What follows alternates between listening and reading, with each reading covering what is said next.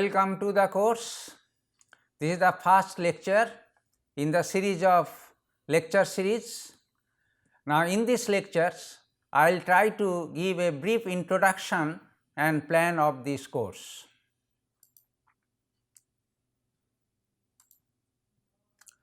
So, basically you will be able to learn as it is related to data structures and the programming. So, we will try to give an idea about the data, and then data whenever comes into the concern. So, structure of data is important. I will give a brief about the importance of data structures. Different type of data structures are known at the moment. We will try to give a brief accounts of all those, objective of this course, plan of this course, and finally, the resources for learning apart from these video lectures or NPTEL course. So, let us first come to the discussion about the data. Now, data is basically so common word nowadays, we are very much known to this. Data usually represented in the form of, with a very novice concept we can say, in the form of numbers, in the form of strings like name, in the form of some mix of numbers and string like email address, email ID and so on. There are numbers, however, different, some numbers related to the mobile and some numbers related to the roll number, or numbers which indicates weight of a person are not necessarily same concept, the different concept they bear. Now, whatever it be, we have the data. Now, data is related to what? Actually, data is related to what we call is an entity. Entity, in other words, can be simple way can be called as a record. For example, record of a student, record of an employer or employee, record of a course, record of an institution, and so many things are there. Now, whenever an entity which represents a real life thing is basically characterized with a set of attributes. For example, in this table, as we see, the attributes are namely name, age, gender, salary, employer. So, this is basically is a record or an entity set of entities related to the different employees in an organization. So, as we see in this table, number of rows and the number of columns, each row represents the record, a particular record of a particular entity. In other words, what we can say, an entity better will be represented by a set of attributes. Now, how an attributes can be represented? Attributes are of different type, as we see in this example. For example, name is an attribute which is basically is a collection of characters, we can say string. Age, on the other hand, is another attribute which is numeric type. Gender is another attribute which is a special type called the Boolean type sort of thing. If it is a Boolean variables, that means only true and false or male and female, that kind of things are there, or sometimes it will be represented by a single character M or F, etc. Salary, on the other hand, is another type which basically store floating point values, the real numbers. The employer is another example, it is similar to the name of an employee, it is basically string.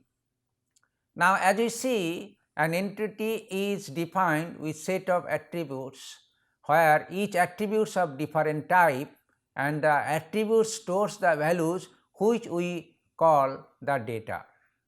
So, here what is the data so far an employee is concerned? Data indicates what is the name of employee, what is his or her age, what is the gender, and what is the salary, and where the employee is working, the person is working. So, these are the several data is involved, and as you see, data are of various data, those are there possible for to represent an entity are in different form.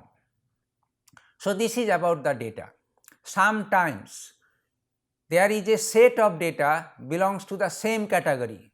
For example, as we see here, we have listed few data, those are in floating point number 100, 250, 150, 220, 300, 110. So, this is a collection, or we can say set of data, or we can say set of floating point values. Now, if I say these are the floating point values, in fact it says that these are the set of 5 numbers or so 5 values or so, but it does not give any meaning to anybody unless we extract meaningful fact from it. Now, given a set of data, a collection, if we retrieve certain meaningful what is called the concept from it, then that meaningful concept is called the information. So, data and information are the two things. Given a data, in fact we are able to retrieve information. Now, how this information can be retrieved? So, we have to process using certain algorithms or certain procedure, and this processing is actually we do in our programming concept is by means of program. So, if there is a program and data is fed to the program, program will return information. For example, if we say these are the values related to the amount of milk consumed by a person, that is fine. So, we can say that this is the amount of milk consumed by a person in maybe a week. Now, here is the question is that what is the information that how much money that he has spent for his milk consumption, we can obtain. So, to do these things we have to do certain processing. For example, sum of all the values that is given there multiplied by cost of each unit. So, it will return exactly an information. More bigger, more in-depth information can be obtained. For example, what is the average protein consumption, protein intake for the person, or fat intake for the person, that also can be obtained. More complex logic can be applied to find this information and so on. There are many that kind of examples that we can extend, by which given a set of data we can retrieve many information thereafter. Now, so data is an essential things that we have learned. Now, we just want to give a brief discussion about what are the sources of such data. At the moment, there are many such sources from where we receive the data. Our digital world is basically receiving the data. In fact, digital world really is growing like anything. Every day there are many data generated, and then the data are stored and the data are consumed, and like this one. In brief, the source of data, major source of data are from the social media sites like Facebook, Twitter, YouTube, Flickr, and so many things. Another source of data, there is a huge source of data from the different scientific instruments installed here and there, like from the satellites, like from the Earth Observatory, like from the different instruments installed in different research laboratory, and so on. So, they are constantly pumping data. Those data are stored in some machine, that machine is connected to the network. So, all those data essentially linked to the network actually.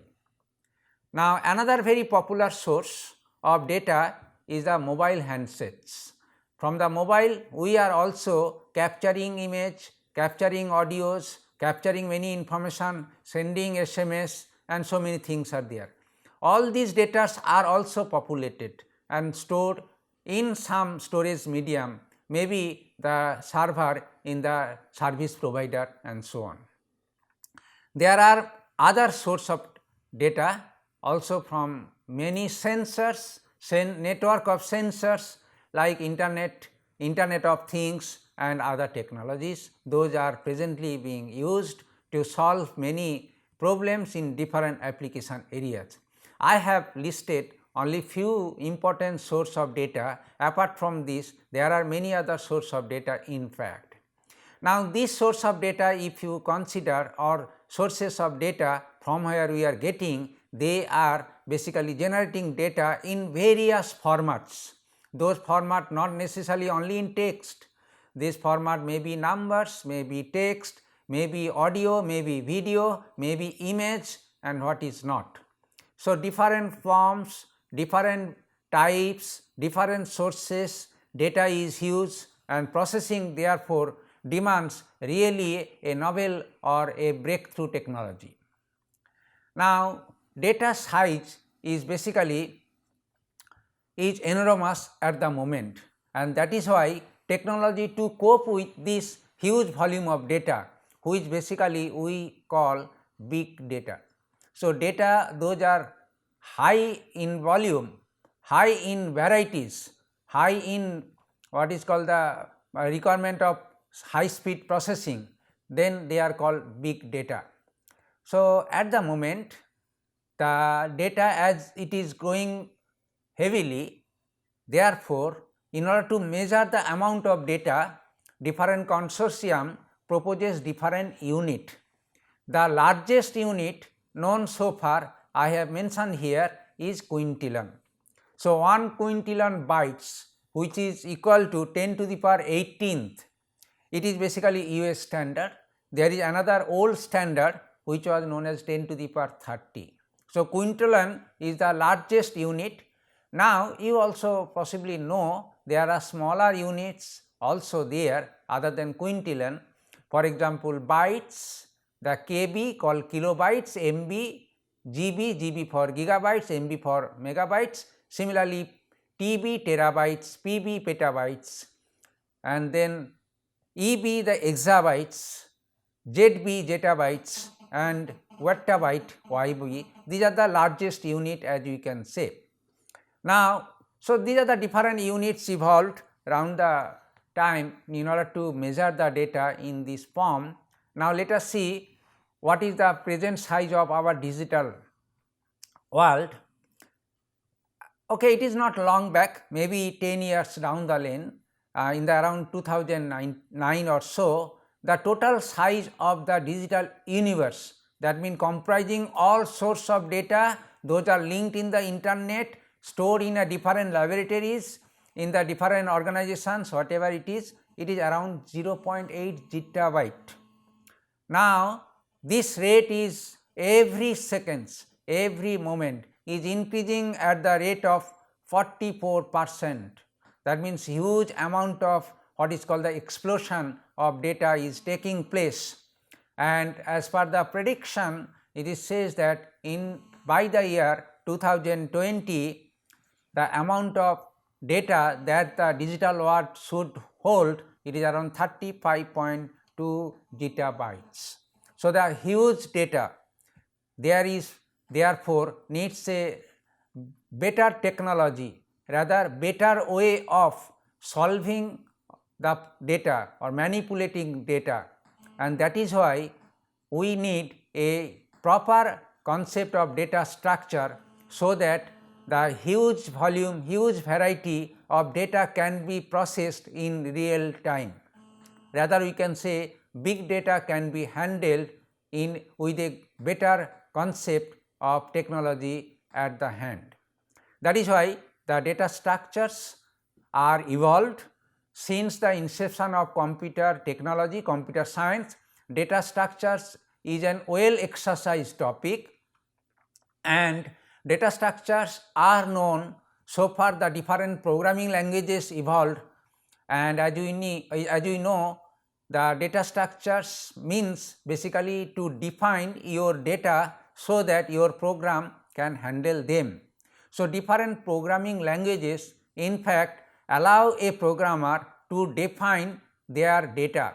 This type of defining data or the way the programming language can process the data is called primitive data.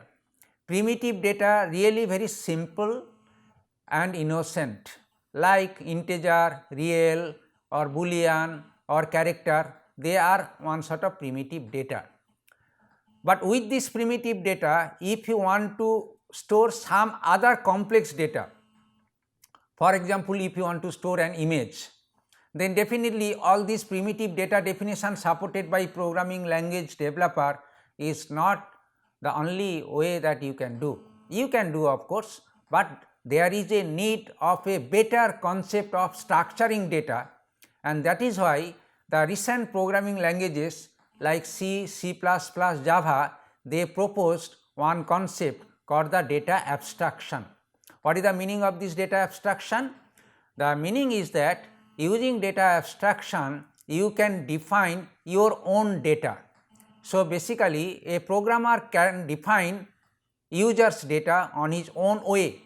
Now, it has many advantages. Advantage is that you can customize your data depending on your application. This is obviously is an advantage, but problem is there. Unlike in case of primitive data, the different operations, rather different processing that you want to do, for example, how to store such a data, how to retrieve the data from memory, how to do certain operations on the data, for example, in case of image, how you can revert or how you can zoom or how you can remove the noise and so many things. It is of the user's responsibility. So, defining user's own data at the same time is advantageous as well as brings certain what is called the issues to the programmer, that how all those data structures can be defined, and not only can be defined, how they can be stored, how they can be retrieved, and how the different operations that can be performed on them. So, that is why the specific studies which required in order to know your data structure. Now, there are many data structures known so far. I will quickly try to give a brief introduction about the different structures of the different type of data. You can see one what is called the taxonomy of tree that I have mentioned here. So, we can see these are the basic data structures. I will say what do you mean by basic data structures and then advanced data structure. First of all, let us learn what are the basic data structures. Now, the basic data structures are of two types. They are either linear or non-linear type. Now, again the linear type of data structures can be divided into different categories like arrays, linked list, stacks and queues. Likewise, non-linear data structures are of different forms like trees, graphs, tables and sets. So, how all those data structure looks pictorially, it is shown in this figure. For example, array look like this, a stack look like this, linked list like this is queue, their linked list like this, the tree, graph, tables, sets like this one. So, this is a pictorial information. Usually the teacher can teach about the different data structure with the help of figures to understand the concept easily. So, these are the simple data structures or we can say basic data structures. Now, what about the advanced data structures? What I want to say is that using the concept of all these data structures, any other type of data structures that you can realize. As an example, for example, you want to manipulate image. Now, which data structure that you can think for out of these basic data structures? Yes, your answer is right. A simple array can be considered to store an image, to retrieve an image, to manipulate an image, whatever the manipulation as I told you, zoom in or removal of knowledge or changing the color of a image from one color to another, and so many things are there. Is not it interesting, right? Yes, it is very interesting. Now, whatever the other data structures, those are required specific to a particular application, can be thought of from these simple or basic data structures. So, this is why in this course we will limit our discussion to all these basic data structures are there, and finally give an idea about how the other data structures, those are we can say the advanced or custom data structures, can be obtained with the help of all these basic data structures. Now, I will quickly come to the course objective. Obviously, by the time you have clear about idea that we are going to learn about data structures, what are the different data structures are there, but I want to see that not only learning the different data structures, but at the same time we will also learn the programming for all these data structures. Our basic objective is that given a data, how the program can retrieve the information from this data, where data can be in different structure. Okay, so definitely to write the program, what is necessary is that algorithms. For every type of data structure needs their own algorithms. So, altogether data structures plus algorithms basically results a good programs or program to retrieve information given a set of data. So, objective is basically learning data structures, algorithms, and using them how the program can be decided, program can be written. Now, so far this programming is concerned, more specifically we will consider about Java environment. Java is a versatile programming language. Java can provide different types of what is called the programming, different types in the sense that programming to handle different areas of applications. Anyway, all those application areas and the programming aspects in Java programming can be broadly classified into 4 major categories. First is called core programming. The core programming basically helps you to learn about or know about the programming structure, control flow, and essential programming features like encapsulation, inheritance, package and interface, exception handling and multi-threading. So, this is basically core programming aspects. Other than this core programming, Java, as you know, it is good for application software development, and as for the application software development there are 2 parts, the front end of the application and back end of the application. For designing front end of an application we need certain programming, and Java supports those kind of programming using what is called the graphical user interface concept. So, second component of Java programming is called the GUI programming. GUI programming can be obtained using AWT, Swing, JavaFX like this. Now, the third part of this programming, because Java is heavily used at the moment for distributed programming or distributed computing like mobile computing, network or internet programming. To support these things, Java provides a huge set of features related to the networking. So, this is the third part of the Java programming, and the final part, it is also very essential part, it is dealing with database. Database somehow we are related to data structure anyway, but database is a different concept, and Java provides a good way of building a connection between your program to the database which is treated as an external entity. So, this is called Java Database Connectivity Supports, JDBC. So, all those things are basically part of the Java supports for programming, and other than the Java supports for programming, there is a data structure point of view. Java provides 3 unique what is called the features. They are stored in they are available in the form of a package like java.util is a package, then java.lang is a package and java.io is another package. The java.util is basically the package which will give a very in-depth ways of dealing the different structure of data.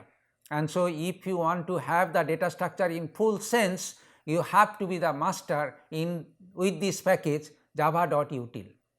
There is a very default package always essential. Without this default package no Java programmer can be written, and it is the java.lang package. In this java.lang there are several classes, out of which one class called the string. This class is very important one class. So, learning of this string class is very important, and then java.io, it is basically input output related one package which allows you to deal the flow of data from the different sources. So, these are the three things those are required in order to understand about your data structures. Util, managing the data structures, string is a special kind of data with which any program can be written, and then input output is a mechanism how the different form of data from the different sources can be managed. So, this way the programming, mainly the core programming, and these are the three utility packages java.util, java.lang and java.i needs to be learned. So, that is what a plan that we will prepare a comprehensive course for 12 weeks to cover these are the three packages java.util, java.lang and java.io. Now, our plan is basically here, all the topics those are related to this kind of knowledge gain is planned here out in and distributed among the 15 different modules as I have mentioned here. So, today the introduction session is going on. So, introduction, apart from introduction, the topics related to this will be covered. First, generic programming, where it gives an edge to a programmer to deal the data in a generic way, not the specific way. Generic means in general way. I will discuss about generic programming concept and then generic programming facilities which is there in Java programming, and then Java collection framework. It is basically a huge chunk of java.util package will be covered here. This basically the JCF Java collection framework gives a thorough knowledge about dealing with different type of data structure.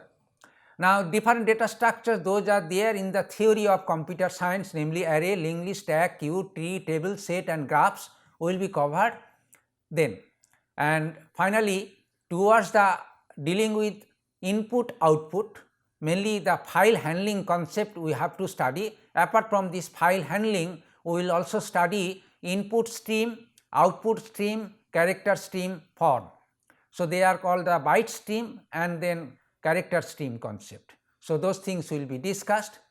Finally, we will discuss about the sorting and searching algorithms, because the data can be stored from the different sources of different type, but searching and sorting algorithm can vary from one type to another type. So, different algorithms are there, and not only the different types of algorithm dealing with different type of data structure, rather different algorithms is required that to compare which algorithms, for example sorting or searching, better for what type of data. So, this needs one thorough study about the algorithms related to the data structures. And finally, the utilities related to string and some miscellaneous utilities will be covered. So, this is the plan of the course that we are going to cover in this course, and here is the different lectures plan, week-wise plan rather, how the 60 lectures can be spread and what are the different topics will be covered in different lectures will be given there. So, this is a broad view of the different concept. I will quickly come to a discussion about different resources for studies. As I told you, here you have to cover three things: the programming aspects, data structure and algorithms, and finally their implementation. Now, if you are interested to learn data structure and algorithm, there is a good set of books are available. I have listed 3 very popular books at the moment, like Classic Data Structure by Debashish Samanta, then Algorithms by it is basically Corman and its associate editor, and Data Structure and Algorithm, which is the very first books written by Ahu, Hopcroft and Ullman. These are the 3 what is called the very good books in the field of data structures that you can follow. All books are available in Indian reprint. And for programming in Java, there is obviously very good book called the Bible of Programming. This is called the Java, the complete reference, written by Herbert Schild. Apart from the Herbert Schild, there is another book written by Ivor Hortons. It is also have a good coverage of different programming aspects. And then there is a one pedagogical book for very beginners, if you want to know about object oriented programming, C++ and Java by D. Samanta. All those books are available again in Indian reprint. For example, Herbert Schild book can be from Oxford, or it is a McGraw-Hill edition is also there, and then this is basically the books from Wiley, and then D. Samanta books from Prentice Hall. There are many other books also known at the moment coming in the market. They are basically programming related to data structures and algorithms, but they mainly focus on data structures rather than the programming. Here are few set of books I have listed here. You can check it, that will be good to learn. All those books are there. But so far the programming is concerned, I would like to narrow down 3 books. One book is Classic Data Structure. This book basically covers not only the data structures, but implementation of data structures in a neutral way, that means language independent way. But there is a one language specific book, Data Structures and Algorithms in Java. It is written by Goodrich and Tamasa. These also books have a lot of coverages you can consider. And another white book is there, is a structure from David Balray, that also you can think about for your study further if you want to have. Now there are many resource materials available in the net. Here is for example 3 links I have given. One is Jigs for Jigs, Java T Point, and Java Oracle website is the official website for Java programming, where you can get everything in details. And in addition to this course, video lectures and everything, we have planned to have all the materials that will be covered related to these subjects. You can have a link that you can get it network. All the programs that will be covered in this course also you will be able to get it from there. And there will be a discussion forum. You can consider the discussion forum to raise your any questions during the running of this course, and you can resolve any doubts. Here are few things that I have listed here, how you can take part in the discussion forum. It is free for all the participants. Now during the course, I want to tell few do's and don't do's. The first of all, you should be regular. You try to be updated all the week wise coverage and then week wise assignments, and then try to solve them. And another thing is that there will be a lot of programmings will be covered here. In the slides I will give some programs. All those programs will be available in the net, given the link from my site. You have to download these programs and practice yourself. This is very important, and without this practicing and everything, you will not be able to cope with this course actually. And obviously you have to learn of your own. This is your what is called the good advice. You should not copy. It is not that you want to have a good credit. Only earning credit is not important. Important is that learning. Okay, this is about the different things that I want to tell about in this introductory session, and then our next topics will start about generic programming in the next lectures. You please join and then have a good fun of this programming language. Thank you.